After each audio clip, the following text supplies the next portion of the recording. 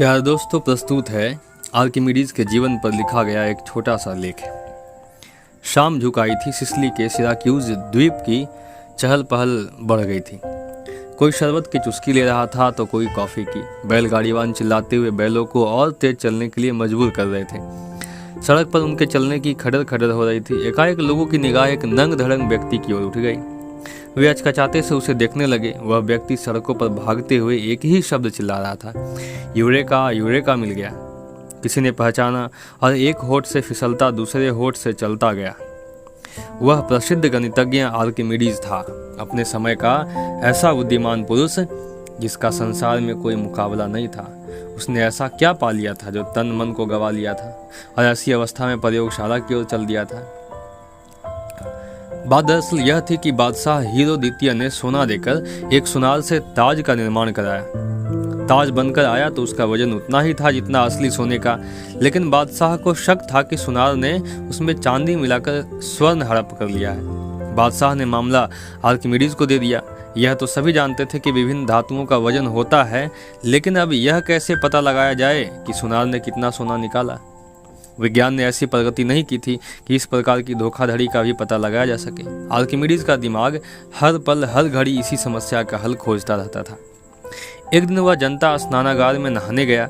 जैसे ही टब में उतरा, स्वाभाविक रूप से पानी का स्तर ऊपर चढ़ता गया। जितना वह अंदर उतरता, पानी ऊपर चढ़ता। आर्किमिडीज को अपनी सभी समस्याओं का हल मिल गया।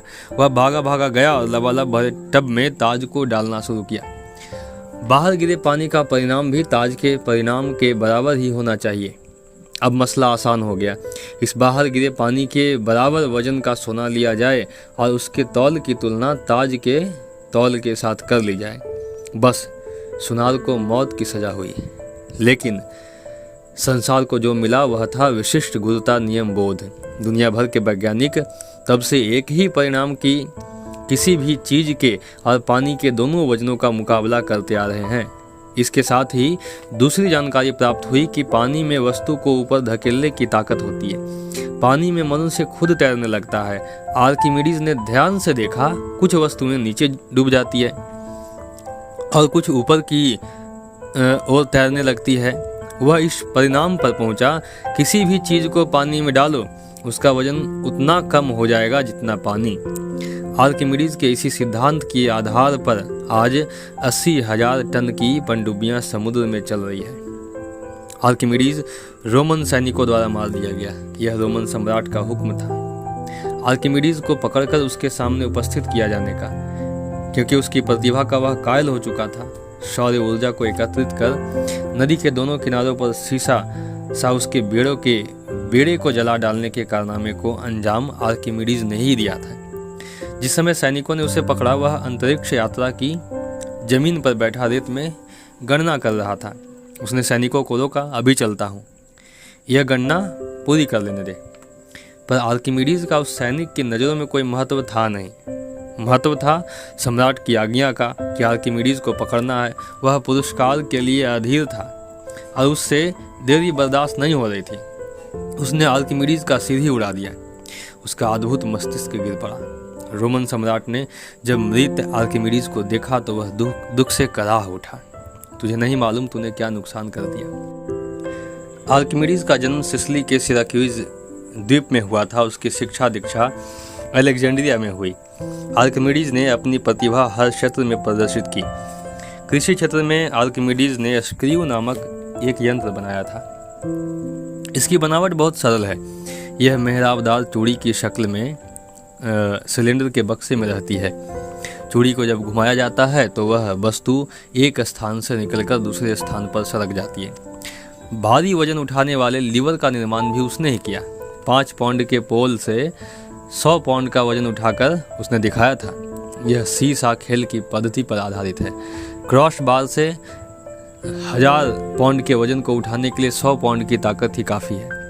आर्किमिडीज का अपने इस सिद्धांत के लिए कहना था, खड़े होने के लिए मुझे बस जगह दे दो, फिर देखना मैं पृथ्वी को हिलाकर कहां से कहां कर देता हूं। जब मार्सेल्स ने सिराक्यूज पर हमला किया, तब आर्किमिडीज ने शीशों पर पड़ी सूर्य के किरणों की ऊर्जा से उसके जहाजी बेड़े को जला दिया था। उसने युद्ध के लिए अनेकों आविष्कार किए। मार्शल्स ने सेना से सख्त ताकीद की थी कि आर्किमिडीज को हाथ भी न लगाया जाए। मार्शल्स ने सदस्यों से कहा था, देखना अगर तुम लोग आर्किमिडीज को पा सको, मैं उससे मिलना चाहूँगा। यह आज्ञा सेना के सैनिकों के पास कुछ इस रूप में पहुंची, आर्किमिडीज को ढूंढो, जनरल को वह चाहिए।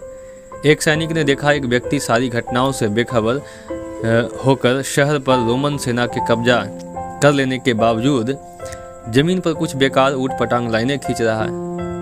वो उसके पास गया और जाते ही बोला, ए चलो चलो। सैनिक ने आज्ञा दी, जनरल बुला रहे हैं। लेकिन वृद्ध ने सुना ही नहीं। सैनिक ने वृद्ध के बाल पकड़कर खींचे। आर्किमिडीज ने उसे हल्का सा धक्का दिया। मैं जब तक इसे हल नहीं कर लूंगा नहीं चलूंगा। सैनिक के सब्र का प्याला भर गया। क्रोध से फनफनाते उसने तलवार दे मारी और आर्किमिडीज अपनी अधूरी समस्या पर ही मृत गिर पड़ा। संसार के सर्वोत्तम मस्तिष्क को भोजन देने वाला रक्त चारों ओर बिखर गया। मार्शल्स, जिसकी आज्ञा का इतने बुरे ढंग से पालन किया गया, वास्तव में दुख से भर गया।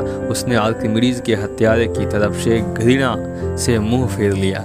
महान व्यक्ति के रिश्तेदारों को ढूंढकर उन्हें उचित सम्मान दिया गया और पूर्ण सम्मान से आर्किमिडीज को दफनाया गया। मार्शल्स की आज्ञा से उसके महान आविष्कार की अनुकीर्ति करके सिलेंडर के आकार का पत्थर उसकी कब्र पर लगाया गया।